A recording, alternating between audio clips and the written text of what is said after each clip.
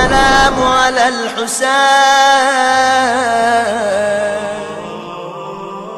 علی کے نام کی لاج اصل میں علی کی بہوؤں نے رکھی ہے. اس انداز سے ایسا کریکٹر پیش کیا علی کی بہوؤں نے، اور اس میں بھی خاص طور پر رباب،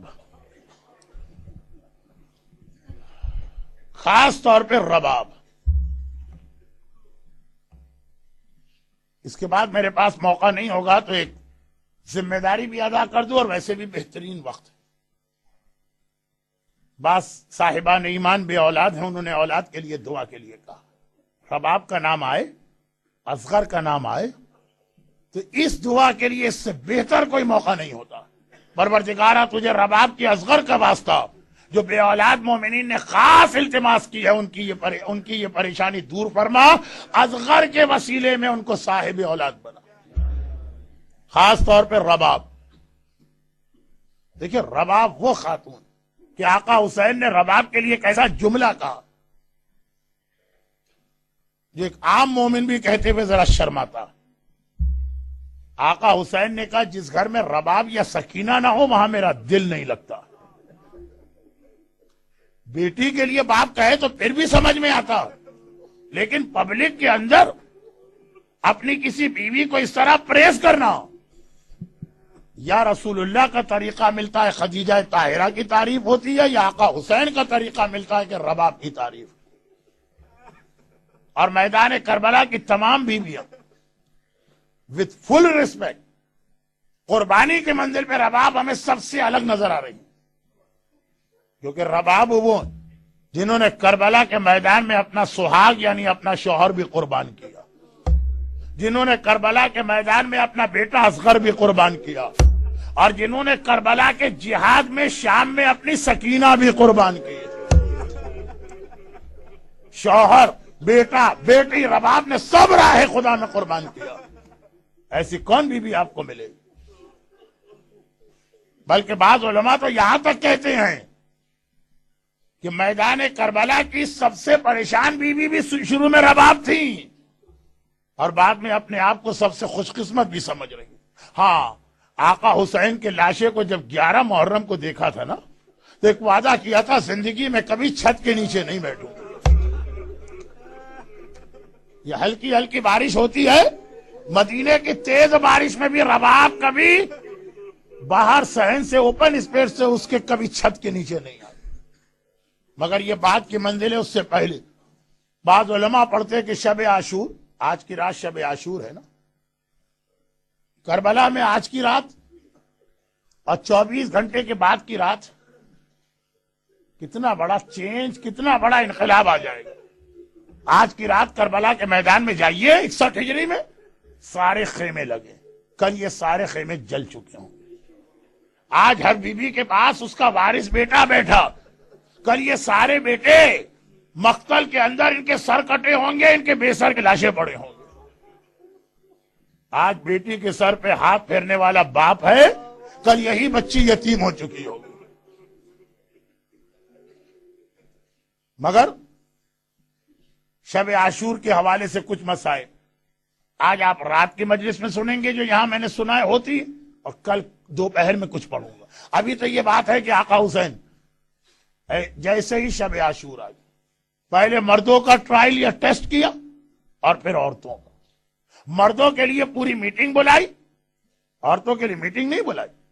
آدھی رات کے قریب آقا اپنے مسلح سے کھڑے ہوئے اور ایک بار بیویوں کے خیمے کو باہر سے دیکھتے ہوئے چل رہے.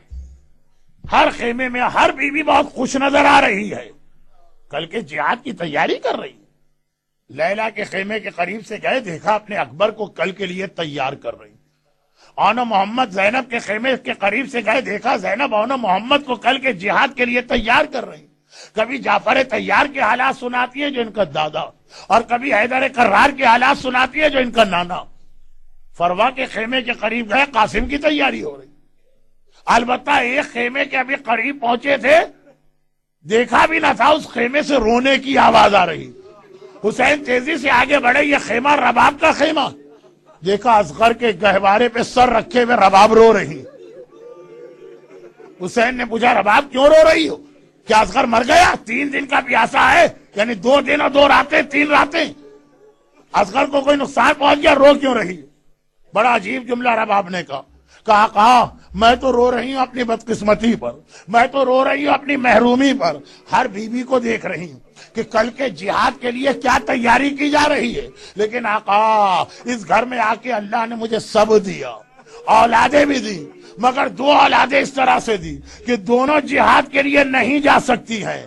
بڑی بیٹی دی ہے سکینہ، لڑکیاں میدان میں نہیں جاتی، اور جو میدان میں جا سکتا ہے لڑکا وہ اتنا چھوٹا ہے، اتنا چھوٹا ہے، اتنا چھوٹا ہے کہ گھٹنوں کے بل چلا کے بھی نہیں لے جا سکتے۔ آقا کل جب یہ ساری بیویاں شہزادی فاطمہ کے سامنے جائیں گی تو اپنی اپنی قربانی لے کے جائیں گی اور رباب خالی ہاتھ جائے گی۔ مجھے نہیں معلوم آقا نے رباب کو کیا جواب دیا۔ ہم اور آپ ہوتے تو ہاتھ جوڑ کے کہتے ارے شہزادی آپ کہہ رہی ہیں میری سکینہ جہاد نہیں کر سکتی، ارے سکینہ تو تماچے کھا کے ایسا جہاد کرے گی کہ نام یزید کو گالی بنا دے گی۔ آپ کہہ رہی ہیں میرا اصغر اتنا چھوٹا کہ گھٹنوں کے بل بھی نہیں چل سکتا، ارے اصغر تو کل ایسا جہاد کرے گا کہ دنیا اکبر کا جہاد بھول جائے گی، دنیا عباس کا جہاد بھول جائے گی۔ یہ خالی اوریٹری کا جملہ نہیں ہے، پورا لشکر یزید نہ اکبر کے جہاد میں رویا ہے نہ عباس کے جہاد میں رویا ہے، اصغر کو دیکھ کے منہ پھیر کر یزیدی رونے لگے۔ ایسا جہاد اصغر کرے گا۔ اور اگلا دن آ گیا، صبح سے لاشوں پہ لاشی آ رہے، یہاں تک کہ وہ وقت آ گیا حسین اکیلے رہ گئے، نہ عباس ہیں نہ اکبر ہیں۔ ایک بار ٹیلے پہ گئے، دائیں طرف دیکھا بائیں طرف دیکھا، آواز دی حل من ناصر ینصرنا، ارے ہے کوئی بھری کائنات میں جو محمد کے بیٹے کی مدد کو آئے؟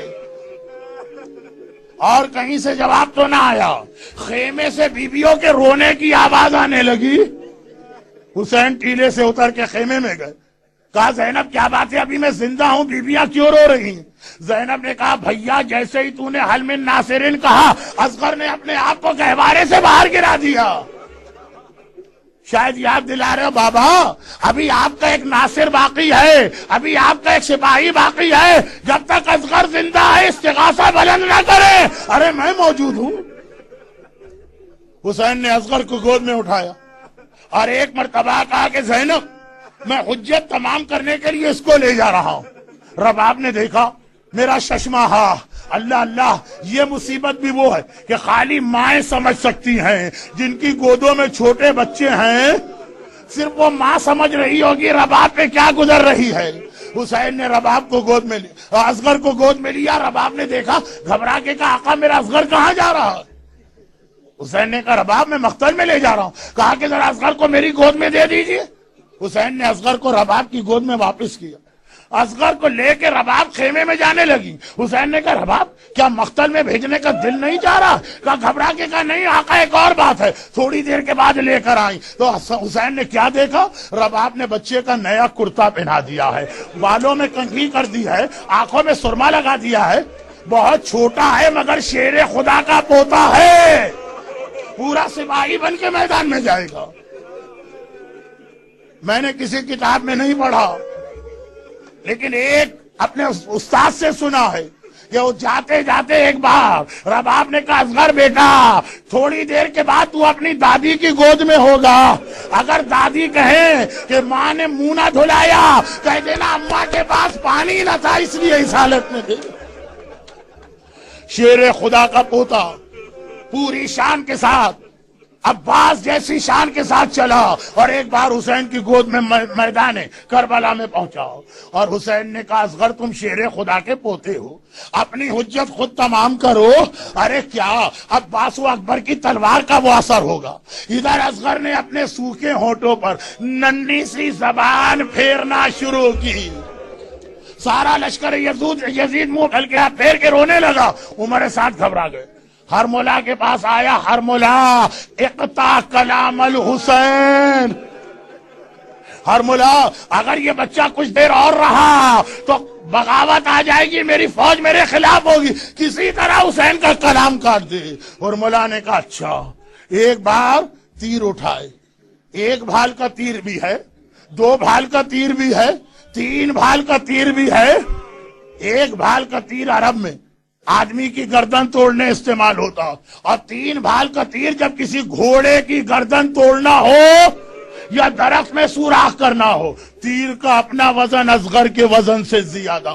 ایک بار تیر اٹھایا، کہاں گھوڑے کی گردن، کہاں ششماہے کا ننھا سا گلا، اور کمان میں تیر لگایا، پھینکنا چاہتا ہے تیر، ہاتھ کانپے، تیروں کمان گر پڑے۔ دوبارہ کوشش کی، تیروں کمان گر پڑے، پھر کوشش کی، تیروں کمان گر پڑا۔ اس کا دوست سنان آیا، ہر مولا اگر کوئی مجھ سے پوچھے عرب کا سب سے بڑا بہادر کون ہے، میں تیرا نام لوں گا۔ ایک بچے سے ڈر گیا۔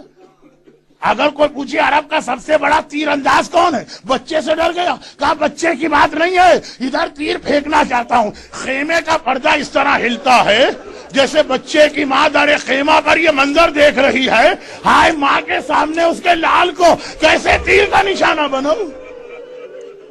سنان نے کہا میں تیری آنکھ پہ ہاتھ رکھتا ہوں اور تو تیر چلا، اور ادھر ہاتھ رکھا، آنکھوں پر تیر چلا، اور ایک بار اصغر کے گلے میں اس طرح یہ تیر پیوست ہو گیا کہ ننھے شہزادے کا گلا ایک طرف سے دوسری طرف چھت کے رہ گیا، خون کا فوارہ بلند ہوا۔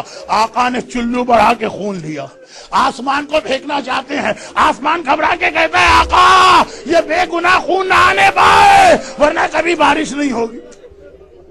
حسین کے چلو میں اصغر کا خون ہے، حسین یہ خون زمین پہ پھینکنا چاہتے ہیں، ارے زمین کانپ اٹھی، آقا یہ بے گناہ خون نہ آنے پائے ورنہ زمین سے کبھی سبزہ نہ پیدا ہوگا۔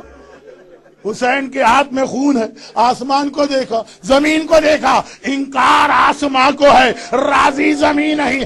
اصغر تیرے خون کا ٹھکانہ کہیں نہیں۔ اور ٹھکانہ کہاں بنا؟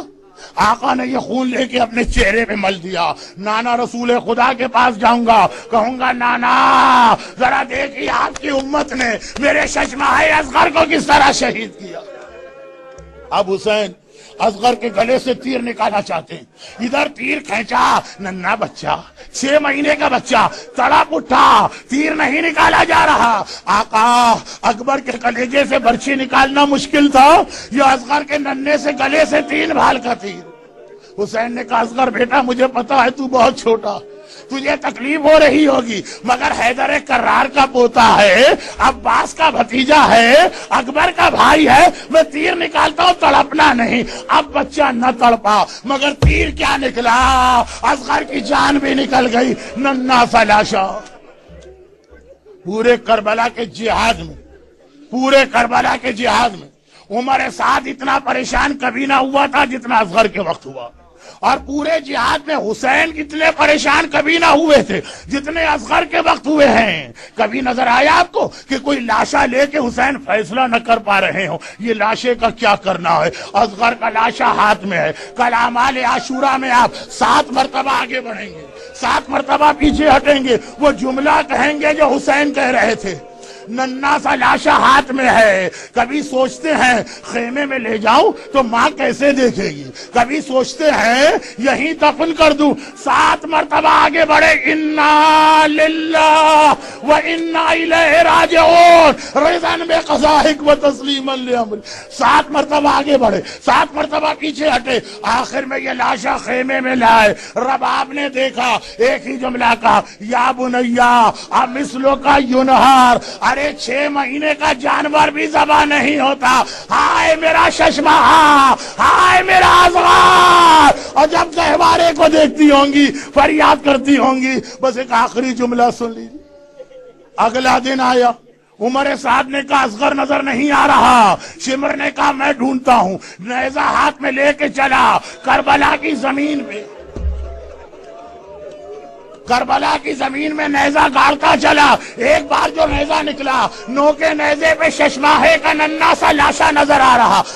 شمر نے ایک ہاتھ سے لاشا تھاما، دوسرے ہاتھ سے خنجر نکالا، اصغر کا گلا کاٹا۔ رباب یہ منظر دیکھ رہی ہے، ننھی سکینہ یہ منظر دیکھ رہی، ہائے میرا اصغر، 2 مرتبہ ذبح کیا گیا، واہ اصغرا، واہ اصغرا۔ السلام على الحسين